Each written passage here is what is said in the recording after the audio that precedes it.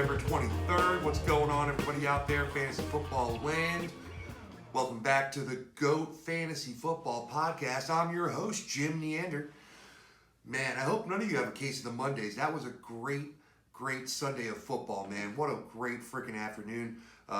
Just as a football fan, sometimes you got to step away from the fantasy aspect a little bit, even for a couple of minutes, if you're able to, which it's always hard for me to do. But just some good football, man. Tennessee and Baltimore at 1 o'clock. What a game, man. What a game. Tennessee coming up big in that one. Overtime win on the road.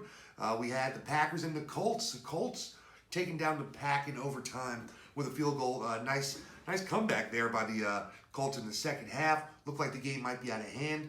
Cowboys and Vikings. Cowboys big upset win there.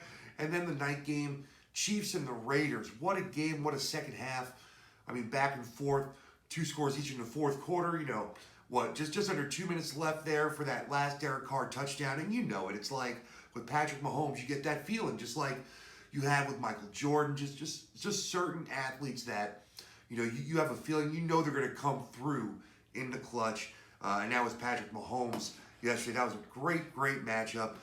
What a weekend of football, everybody. Hope you had a great time. So, yeah, we got a lot to get into today, all right? So, we've got to go over our sleepers and our streamer recommendations from last week.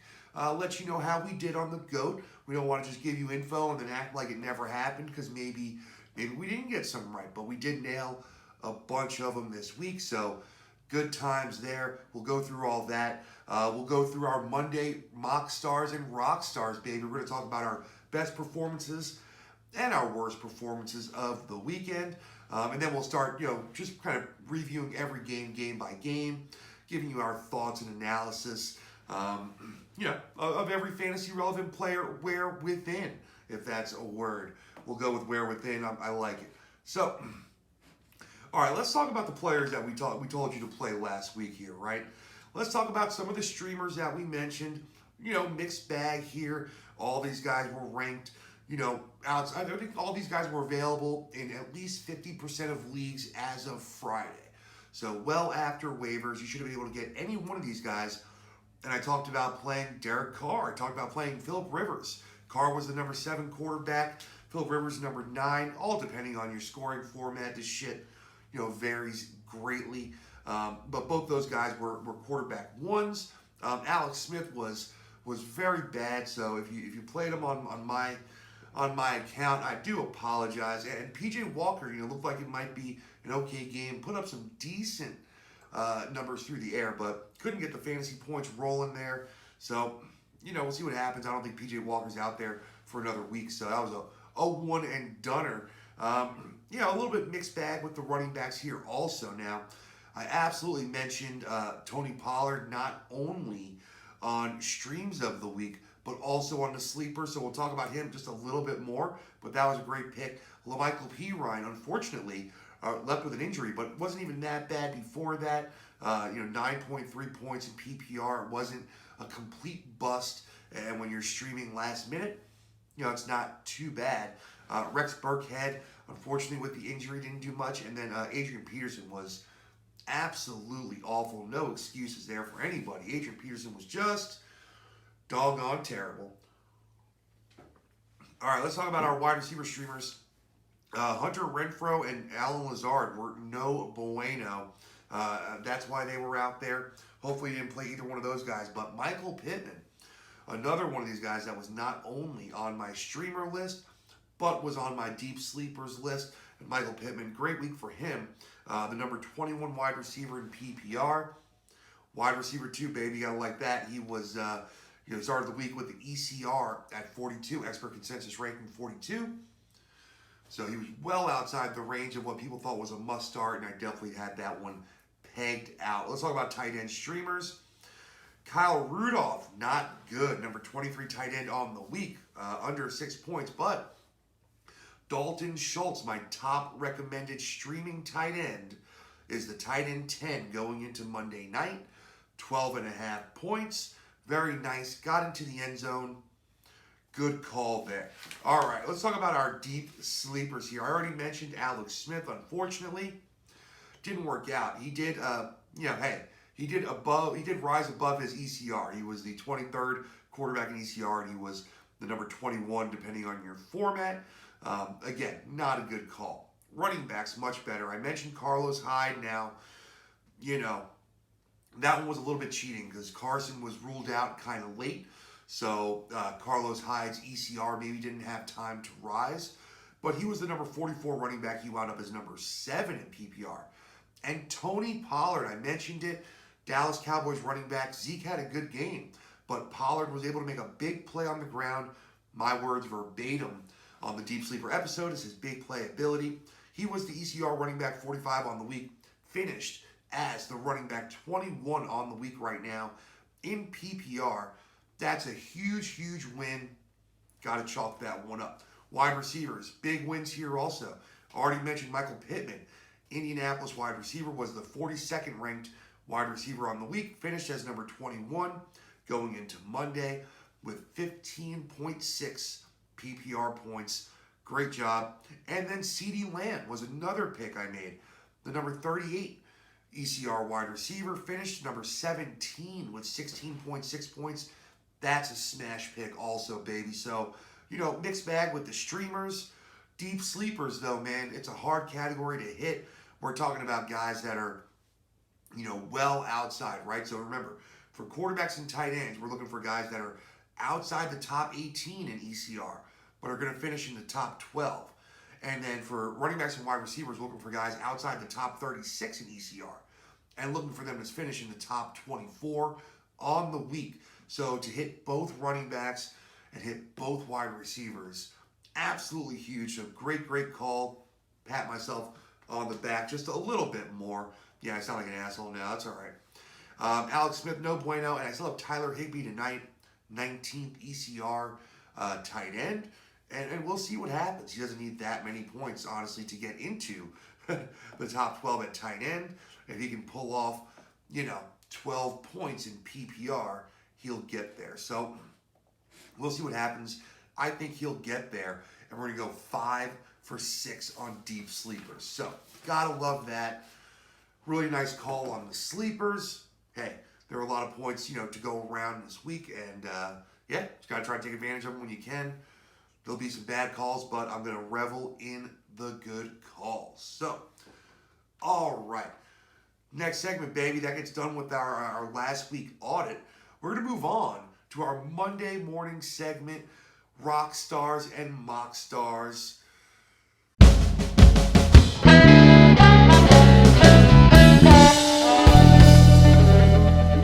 right, so we're going to get it started with our quarterback rock stars. Deshaun Watson, Houston Texans quarterback monster, week 2 through the air, another one on the ground, over 300 yards, and a big win against the Patriots. Justin Herbert, the rookie, hey, this was a smash spot against the Jets, and he came through. 366-3. Honestly, looked like he could have had a bigger game than that. The Jets did come back late. I wish they would have kept their foot, right on the gas pedal coming out of the second half. It feels like they let up a little bit, but get through that in the game. Taysom Hill, big surprise on the week, right? Weren't sure what he was going to do.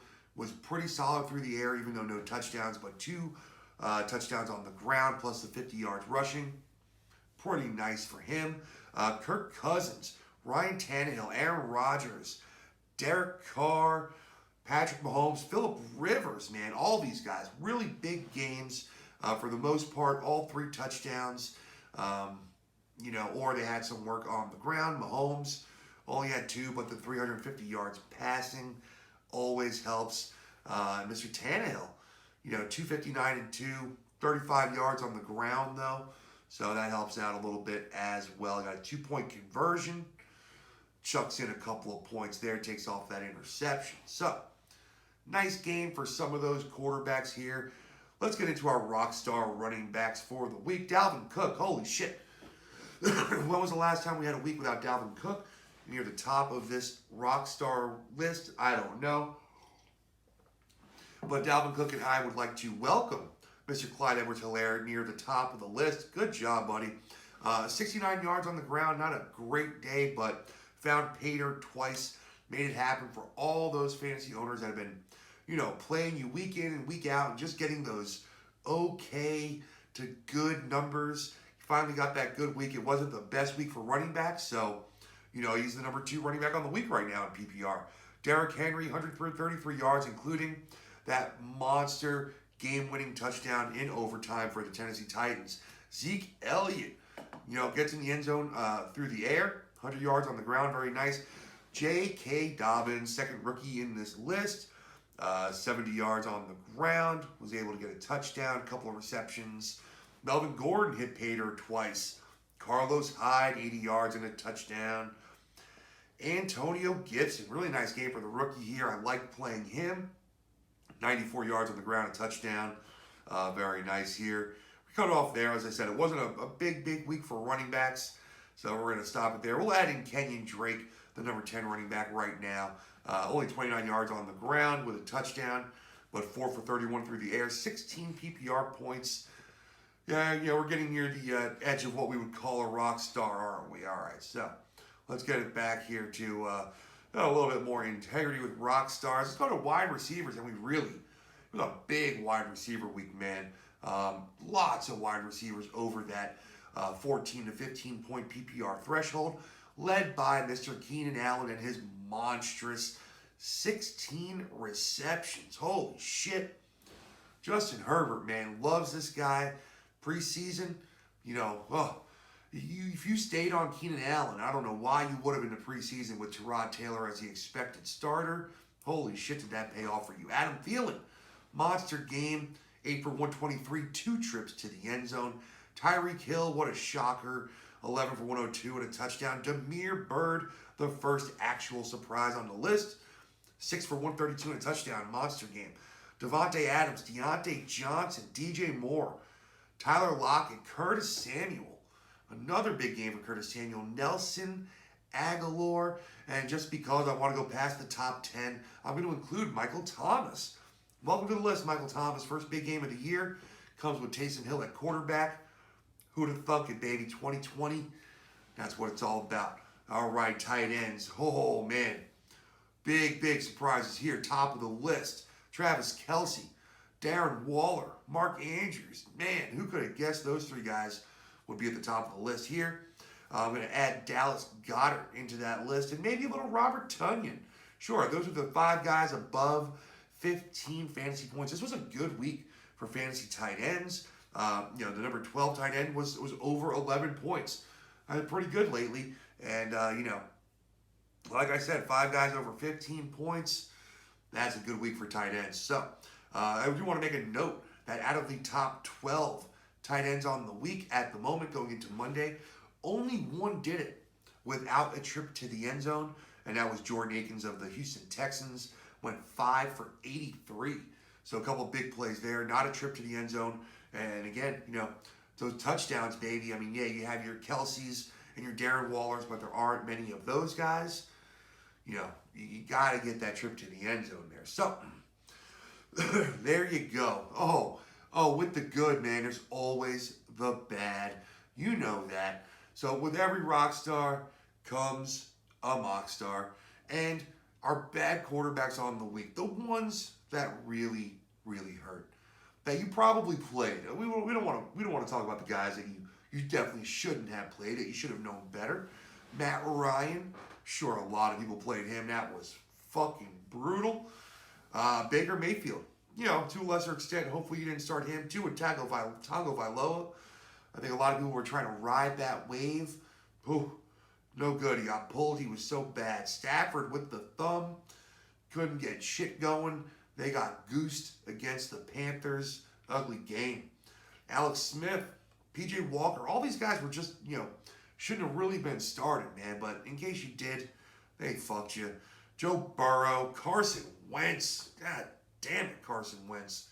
What a fucking bad season for the Phillies. For the Philadelphia Eagles. Man, that's pretty bad. Let's go over to running backs here. Let's talk about some mock star running backs. Mark Ingram. That was brutal. The Mark Ingram days are over. You can go ahead and drop Mark Ingram. Adrian Peterson, man. I mean, should have had some opportunity. I know they were behind all game, blah, blah, blah, blah, blah. I don't give a fuck. 18 fucking yards with DeAndre Swift out. brutal. Rex Burkhead injured, brutal all around. Todd Gurley, you know, none of the Falcons really were good except for Ridley, and Gurley was really bad. Duke Johnson, another bad game. Nyheim Hines, if you chase the points, you didn't get him. Miles Sanders, oh man, I only bring him here. It wasn't like an awful game, but shit, he was running the ball well, couldn't get the ball. I don't know. You know, you love what Miles Sanders does, but you fucking hate what the Eagles did. Kareem Hunt, not a great game for Kareem Hunt here. Giovanni Bernard, man, he's going to get the next few weeks without Mixon, and it's like, you're hoping for 15-plus point games, but that shit isn't happening right now. And Alvin Kamara, not a terrible game, got in the end zone, but, you know, it was a very noticeable game for Alvin Kamara without the receptions. In fact, not a single reception, first time in his career. Boo. All right, wide receiver mock stars. Marquise Hollywood Brown gave you the donut. Oh, the donut of death. And yeah, I think Hollywood Brown can be dropped. There's so many other receivers out there. You want to say, oh, but the boom is so big, the upside's so big. When? Fucking, you know, in week 6 of last year? I don't want to hear that shit. It's over. Of course, I say that he's going to have a big game, but that's inevitable. Point is, you can't trust him. Travis Fulgham. Fucking another Eagle. Fucking Eagles. Jamison Crowder. I thought Flacco would get him the ball. Alan Lazard. I know, that's a tough one to put on him. First game back from a long injury absence. Jarvis Landry. That shit doesn't do anything for you, does it? Juju Smith-Schuster, Julio Jones, Marquez Valdez-Scantling, Jerry Jeudy. If you played any or all of the above players I just mentioned, Dez motherfucking Bryant outscored all of them. Just for a little context there. Also not great. DeAndre Hopkins, Marvin Jones, Christian Kirk, DJ Chark, all these guys well outside the top 36. Not good. Talk about some tight ends. Not too many of these guys here. Hunter Hurst. Fuck. You know I do it every fucking week. Hayden Hurst with the goose. That was brutal. 2 targets. You know, their offense was not good. Julio was banged up throughout the game, but either way, that's inexcusable. Jared Cook and Austin Hooper. Man, Austin Hooper wasn't terrible. He was like 3 for 33. It's only not that bad, you know, compared to, like, so for me, I guess it's not that bad because I played Hayden Hurst over Austin Hooper in one league where I'm still fighting for the victory going into Monday night. And those, I don't know how Austin Hooper, you got to tell me, someone tell me how he has 7.3 points, 3 catches for 33 yards. I looked around for something else, like maybe he did something else, but I couldn't find where else he would have got a point. So it only says 6.3 here. I'm on, you know, I guess the league where I have them in that league is Yahoo, I guess. So here on NFL it says 6.3, but on Yahoo it says 7.3. I don't know why. I don't know. So someone tell me. I didn't see every snap of that game. I can't watch every snap of every game, unfortunately. So, all right, there you have it. Week 11, rock stars and mock stars. All right, so let's get into our Week 11 rewind here. Go over as many of the games as we have time for. We'll knock the rest out tomorrow with our top waiver wire picks. Okay, let's start with that abysmal Philadelphia Eagles team traveling to Cleveland to play the Browns. The Browns moved to 7-3. You hear that? 7-3? That is not a mistake. Philadelphia 3-6-1. Half game lead in the division. Everybody else at 3-7. What a storyline as we head down the stretch in the NFC East. Nah, it's fucking brutal. Wentz 235, 2-2. I felt like he had a lot more turnovers. I don't know why. You know, when I was watching the game, like every time I turned up, Carson Wentz was turning the ball fucking over, and maybe one of them got turned around. I don't know. Either way, not a good game for Wentz. Miles Sanders, again, you know, 16 carries for 66 yards, was running the ball well as it goes. 3 receptions for 15 yards on 5 targets. You're not getting any of those chunk, receptions like you were getting last year near the end of the year. None of those big plays. Not the monster ones. Not the 60-plus yard touchdowns. But I'm talking about the 15 to 20 yard, receptions. You're not getting those. Boston Scott looked better in this game to a certain extent. He caught all 3 of his passes for 26 yards, and he had 5 carries for 24 yards. So he was better, in his efficiency in both metrics. I don't know. And he was on the field late in the game in areas where, Miles Sanders owners have to feel like that is completely unacceptable to not have Miles Sanders on the field when it fucking counts. They were still only a score down in the fourth quarter. Trying to win this game, not good. So, big game for tight ends in this game, not so much for wide receivers. Rookie Jalen Reagor, 4 for 5, 52 yards. Not an awful game, but in a week where, receivers were a dime a dozen that scored 13 points, 9.2 is not going to do it. Let's see, was there any other receiver with targets? Oh, yeah, Travis Fulgham had 7 of them. Caught 1 ball for 8 yards on 7 fucking targets. Alshon Jeffrey had 2 targets, didn't catch either of them. So, pretty brutal game. Oh, sorry, Greg Ward, I missed you there, buddy. Your 3 catches for 9 yards. The only success through the air was to the tight end position. Dallas Goedert, I mentioned him as a really good play this week. 5 catches for 77 yards and a touchdown. So, a top 5 tight end on the week. Richard Rodgers also, performed again. Caught both of his targets, 48 yards and a touchdown. There's no way to count on that, especially with Zach Ertz probably coming back. But good to see them, using their tight ends in that way. Not good for the wide receivers, but I think it just, goes along with the last couple of seasons that the tight ends are going to be probably the most productive position on this team. And in a year where tight ends suck donkey balls, that's okay. Cleveland Browns put up 22 points. Not too many touchdowns, though, here. Only 1 offensive touchdown, I believe. And then they scored a defensive touchdown, a pick 6 early in the game. And so not a lot going on here. Let's break it down, though. 204, no touchdowns, no picks for Baker. It's a rough game. Bad weather again. 3 games in a row in Cleveland with awful weather. Now, I think 4 out of the next 5 are on the road, if I believe. And hopefully that'll give them a little bit of a break. Not saying Baker's going to be a starter by any means. Just saying maybe they'll have a little bit of relief from all that shit. Nick Chubb, 20 for 114. Bad luck not getting the touchdown there after that long run. Kareem Hunt, 13 carries for 11 yards, including that 1 touchdown. No targets for Nick Chubb, 1 for Kareem Hunt. So, if you played Hunt, it wasn't a good day at all. But it could have been disastrous. You got the touchdown at least. And that touchdown is what stopped Nick Chubb from having a good game. Because, 114 yards is a great NFL game. 11.4 points is not a great fantasy game. So, you need something. You need touchdowns, just like James Robinson. You need touchdowns or targets to get you over the top there. If you don't have them, you're going to have these mediocre weeks. And then, not a lot going on through the air.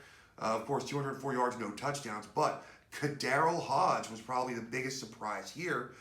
Tied for the team lead in targets with 5. Caught 3 balls for 73 yards. Rashard Higgins caught 3 balls for 65 yards. Then all the way down the list here, Jarvis Landry only targeted twice. Caught 2 balls for 23 yards.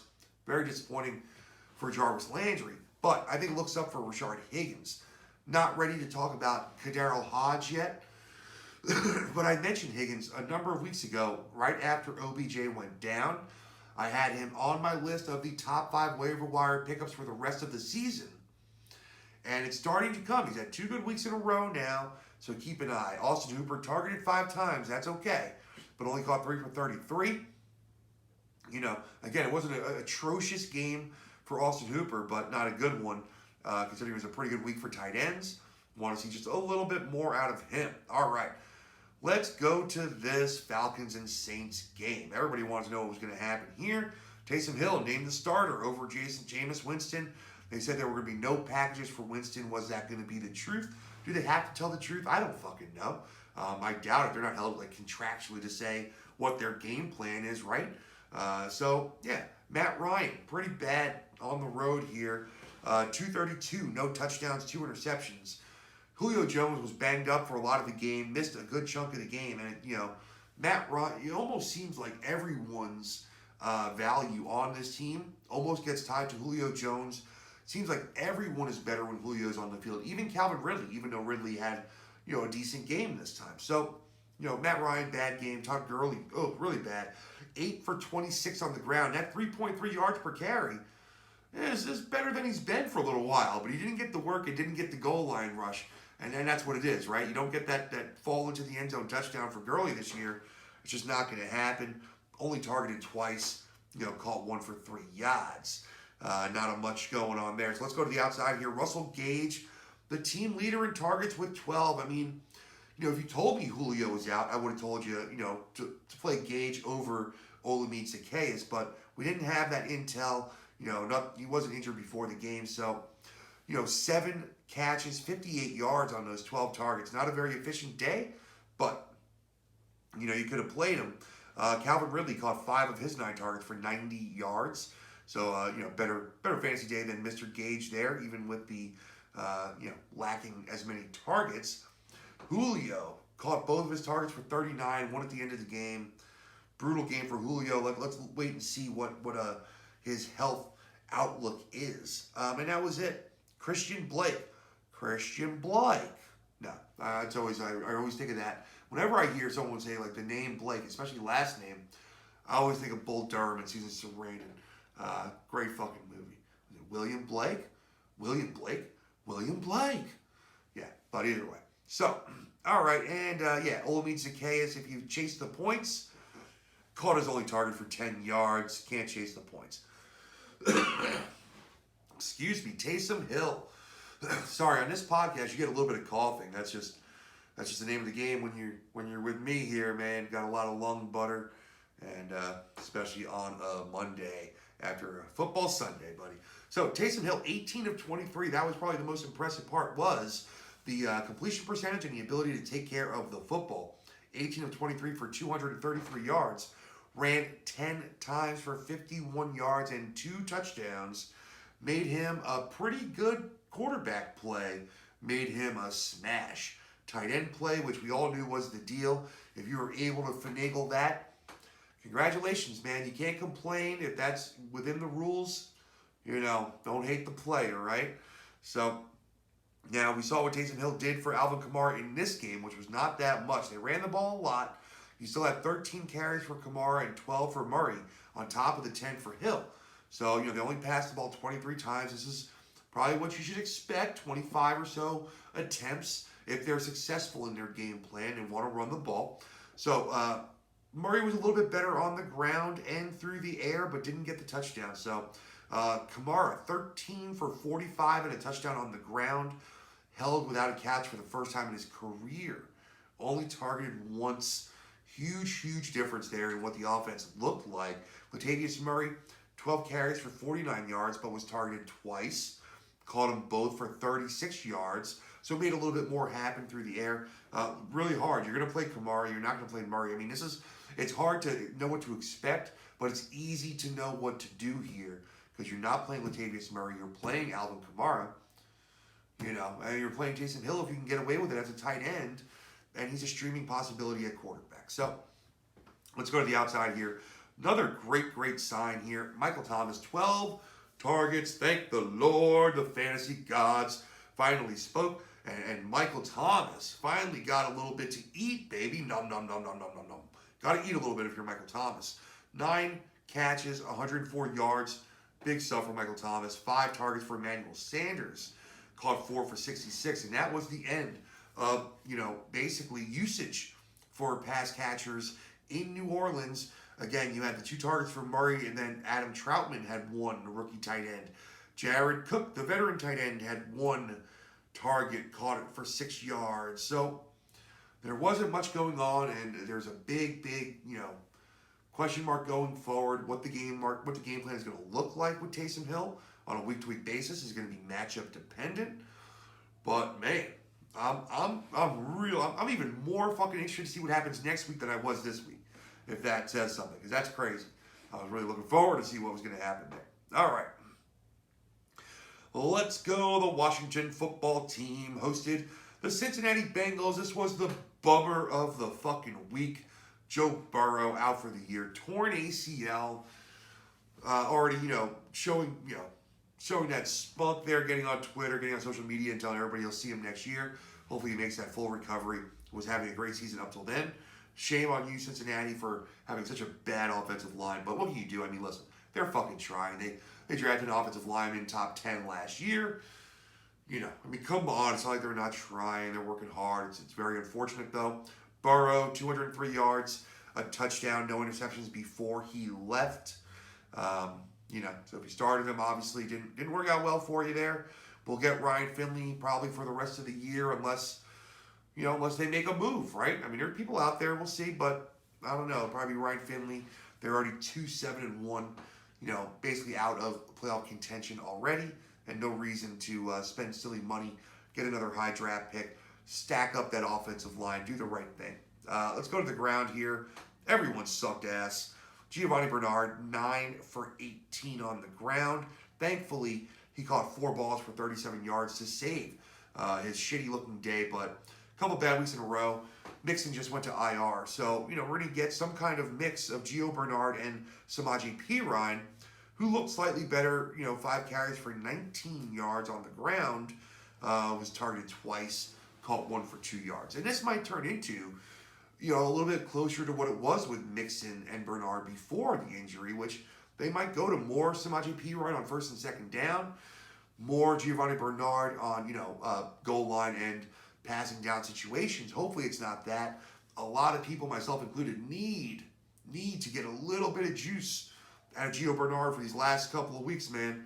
So come the fuck on, buddy. Let's go. Little juice. It's going to be even tougher with Burrow out, with the offense not humming the way it has been. Humming is, you know, not probably the right word, but, you know, pretty good the way it has been. Let's go to the outside here. Lots of targets, not a lot of production here for some of these guys. Tyler Boyd, 11 targets, 9 for 85. Really nice game for Tyler Boyd. T. Higgins was targeted 10 times. That's a great number. Caught 3 balls for 26 yards, and that sucks. I mean, I think a lot of people were high on T. Higgins this week, myself included. Gotta love 10 targets. Just a tough luck game. Kind of an anomaly there. I'm twisting my shirt because I'm fucking pissy about it. A.J. Green, 9 targets. Caught 4 for 41 and a touchdown. You know, we'll see. Without Joe Burrow, moving to Ryan Finley, everyone gets bumped down a little bit. A.J. Green might be the last hurrah. The final hurrah. All right. Drew Sample, you know, 4 targets. There's nothing else really to talk about for the Bengals there, and going forward, probably even less. Alex Smith, you know, 17 for 25, 166 yards, a touchdown and a pick. Thought he would throw the ball a good amount more since he could not move the ball and could not score. So Washington didn't have to go away from their game plan of just kind of, you know, playing slow ball and, field control, right? Field position control. Gibson, great efficiency game, 16 carries, 94 yards, and a touchdown on the ground. Added 1 reception for 10 yards with 2 targets. Now, the good thing here, he only didn't. Whoa. The good thing here is he didn't only get 2 targets because McKissick had a ton. McKissick had 4, caught 3 balls for 26 yards, but it wasn't a big deterrent in this game. Peyton Barber did get 8 carries, so, you know, half of what Gibson had, but they were up, with a decent padding going into the fourth quarter there, where Barber had a nice handful of his carries. So I'm not really worried about that either. So go to the outside here. Terry McLaurin caught 5 of 7 targets for 84 yards. Listen, another solid game from McLaurin. Nothing great here, but these consistent games, what makes you a great receiver, you have those really good games, and then your like bad games are like this. They're not really bad games. They're just not great games. 5 for 84 is a good to very good game. You're very happy with that. Steven Sims Jr. got the touchdown, 3 targets, caught them all for only 13 yards, but that all-important touchdown. Cam Sims wasn't involved this week, 2 targets, caught them both for 20 yards. You know, if this team is behind, which they're going to be in some games, you know, you have a clearer path to usability for some of these other pieces. But in games where they're going to be very competitive or ahead, it's going to be Gibson and McLaurin, and that's about it. That's what you're looking at. So, All right, let's see. We got time for a couple more at least here. What have we done? 3. We're trying to do 6. All right, let's see. Well, this one's going to be quick. The Lions and the Panthers. Fucking Lions were fucking terrible. I mean, they were missing Galladay, Swift, and Amendola. Obviously, that was part of it. Stafford, hard to tell how much the thumb was affecting him, but a $178, no touchdowns, no interceptions. That was brutal. On the ground, it was brutal. Both running backs averaged under 3 yards a carry. AP with 7 carries. Carry on with 6. So nothing happened there. Carry on was targeted 5 times. Only caught 2 for 21. He's obviously the passing down back in situations where DeAndre Swift is not going to be out there, but Swift will be back next week anyway. We just roll fucking through this game and worry about next week. Marvin Jones, caught 4 of 6 targets for 51 yards. Wasn't awful, wasn't good. Didn't break you, but certainly didn't help you. Marvin Hall, if you thought like I did, he might have a clearer path to a big game here, was targeted 3 times. Caught them all for 16 yards. Nothing going on here. TJ Hawkinson, 7 targets, caught 4 for 68. Nice game for TJ Hawkinson in a game where, every Lion sucked. All right, let's go to the Panthers here. PJ Walker, didn't look bad. 258 yards through the air. Only 1 touchdown, a couple of picks, had some big plays called back as well, which definitely kind of hurt the day if I remember correctly. Wasn't a very exciting game. I didn't watch too much of this game, but did watch a chunk of it for sure. And I thought Walker looked all right there. The connection with Moore was there. They just missed on another big play if I remember correctly. So yeah, you'll get Bridgewater back next week. So it is what it is.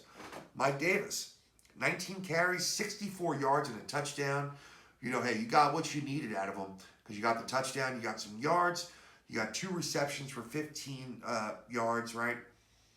You're fine. Over 15 points, that probably puts them in high-end running back 2 territory. So, you're happy with that play. And then you had some big games here. DJ Moore, 11 targets, caught 7 balls for 127 yards, added 21 yards on the ground on 1 carry. Really nice game for DJ Moore, though.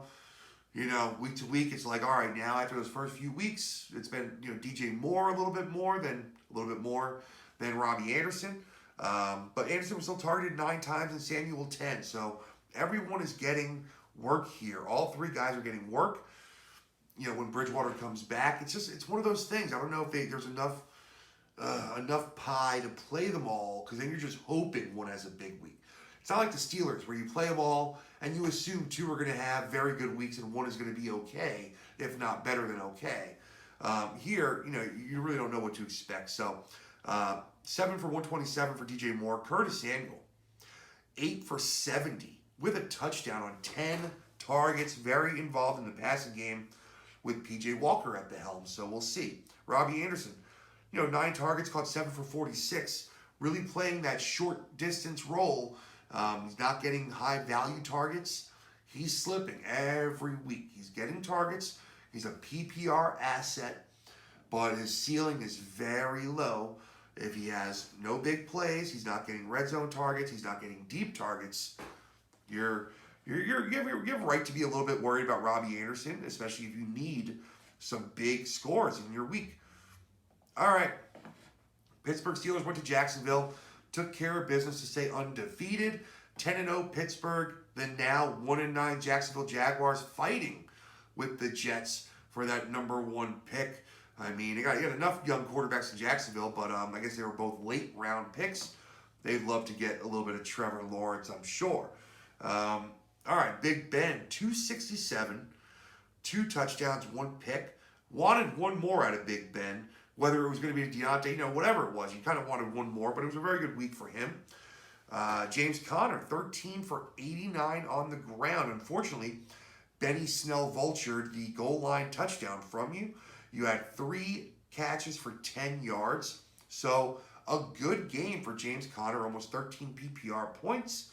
That touchdown, though, that would have been it. That would have been the tits. You would have been, top 6 running back, and all would have been well. But, yeah. All right, Deonte Johnson continues to be a target monster. 16 more of them. 12 catches, 111 yards. Man, he's got games of like 13 targets, 14 targets, 16 targets, and he's missed a couple games. So he's an absolute volume animal. Juju didn't have a great game. Also, looked to injure his toe, maybe, I heard, at the end of that game, coming off the field. We'll see. Toes, that could be fucking days or months with the fucking toes. So we'll see. But Juju, 4 for 19, bad game. Chase Claypool, not a bad game, buddy. 4 catches, 59 yards, and a touchdown on 8 targets. Could have been a bigger game for Claypool, but still, you got what you needed. And Eric Ebron, another big game, 7 targets. Caught 4 balls, 36 yards, got into the end zone. When he's involved, he's good. When he's not, he's not. Jake Luton was terrible. Not that anybody in the world should have played Jake Luton. But 151 and 4 interceptions, no touchdowns. James Robinson was fine, but I told you this was going to happen. No touchdowns, no targets. It's very limited with James Robinson right now. 73 yards on the ground on 17 carries. Yeah, he looked good. He caught 2 balls for 21 yards. Okay. He got into the 11-point-something range. That's not going to do it. Granted, most weeks, he'll have shots at the end zone. But in this matchup, I told you, it's a tough matchup. I faded him for Gibson, as I mentioned to a number of people, and that was by far the right play. All right, DJ Chark, 8 targets, caught 4 for 41. It's hard to know what to take out of that. Keelan Cole targeted 5 times, caught 2 for 26, and then nobody else really did anything for wide receivers. Tyler Eifert was targeted 5 times, caught 2 balls for 32 yards. Just an awful, atrocious game for Jacksonville. As you expected, playing against the Pittsburgh defense. Should have been no surprises there. All right, let's get into a fun game here. Might be the last one. Yeah, this will be the last game here. And we'll rifle through a bunch tomorrow. So this is a great game to finish on here. The Tennessee Titans beat the Baltimore Ravens in overtime, 30-24. Man, clutch performance for these Titans. Moving to 7-3, dropping the Ravens to 6-4. Important stuff for those teams battling in the AFC battlegrounds here. Tannehill, nice game, 259, 2 touchdowns, did have an interception, added 35 yards on the ground though, so more than made up for the pick, which is what you need there, and you're happy with Ryan Tannehill. Nice game. I was very off of Tannehill, and he surprised me on the road. Against a good Baltimore team, really came through. So Tannehill, good on you, good on you, brah. All right, I'm tongue twisted this morning, man. You're gonna have to fucking excuse me. All right, Derrick Henry, 28 more carries, buddy. Damn, 133 yards and a touchdown. That touchdown was the crucial one, the game winner in overtime. Beautiful cutback. Nobody wanted to tackle this guy by the end of the game. They were over that shit. 28, that's what you do. That's, I'm telling you, after 20 carries, after 20 times trying to tackle Derrick Henry, they were all fucking over it. They were just done. All right. Both A.J. Brown and Corey Davis were targeted 7 times. Corey Davis caught 5 for 113. A.J. Brown, 4 for 62, and a fucking manly touchdown. That is just gross. Listen, you guys are professional NFL football players. I'm sure I'm a big guy. You probably just throw me down, pretty easily. A.J. Brown made you all look like high school football players. That's it. Really, though. There was like 3 or 4 of you trying to take him down, and it wasn't even close. You weren't even stopping his forward progress. He was just moving you all into the fucking end zone. It was amazing to watch. Love watching that shit. That might be my favorite play of the year. It's not like some, acrobatic, one-handed, flying bullshit or some craziness where the ball, you do a flip and it hits off your foot and lands in the air and you catch it. Those are awesome also. But this is what I like to see. Fuck you, football. Man, that was just great, dude. I loved it. Then I played against A.J. Brown in 2 leagues. One where that one might be the one that kills me. I'm still in it. But either way, I love it anyway. Jonnu Smith targeted 6 times, caught 4 balls for 20 yards. 420 and a touchdown. So you got the touchdown out of Jonnu Smith. Still not looking good for, the targets he's getting. I don't know. They're not using him the right way, it seems like. But, the offense is doing all right. They gave 5 more targets to Anthony Ferguson. Caught 4 balls for 33 yards. So it's infuriating with Jonnu Smith. The thing that saves you here is that tight ends aren't very good this year. So you play Jonnu Smith because he's getting touchdowns and he has that potential. And then if he's bad, well, so are a lot of tight ends, right? All right, Baltimore Ravens. Lamar Jackson, disappointing here. 186 yards through the air, a touchdown and a pick. 13 carries for 51 yards. I mean, that's not going to do it, right? Carry the ball 13 yards, a lot of times he breaks a 30, yarder, 40-yarder. So this was inefficient for Lamar Jackson, for sure. Inefficient all around here. J.K. Dobbins ran the ball 15 times for 70 yards and a touchdown. Great game for the rookie. And you're hoping this gives you that insight into what happens going forward.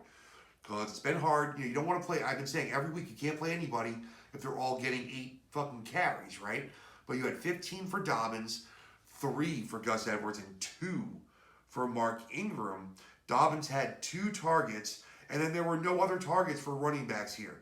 So Dobbins was, the 90+% usage back in this game. And if you told me he was even 65% of the touches on the ground for Baltimore, he'd be a must start.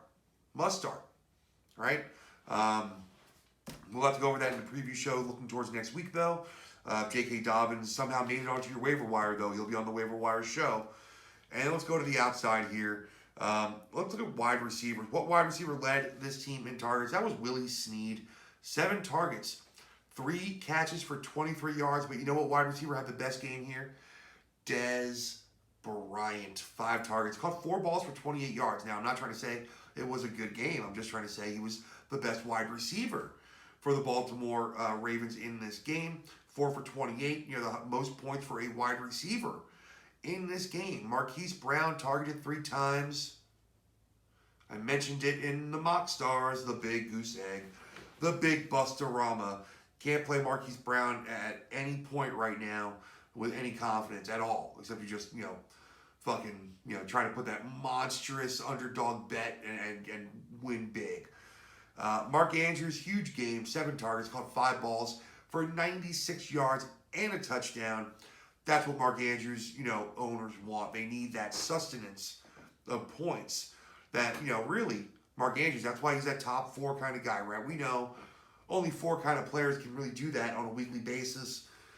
Kelsey, Kittle, who's out, Waller, and Mark Andrews. And Mark Andrews has not been doing it this year for the most part, but he got it done yesterday. So listen, that's going to do it for us, y'all. I do want to just, thank you all if you're watching on YouTube. Appreciate it. As always, we always ask for you to, subscribe, like, and share, all that good stuff. If you're listening on any of the platforms that you can listen to podcasts, we also appreciate it there. All right, y'all. We'll be back tomorrow on Tuesday with our waiver wire priority show. We'll go over the rest of these games. And, of course, we will talk about this great Monday Night Football game we're going to get tonight. And we will see you then.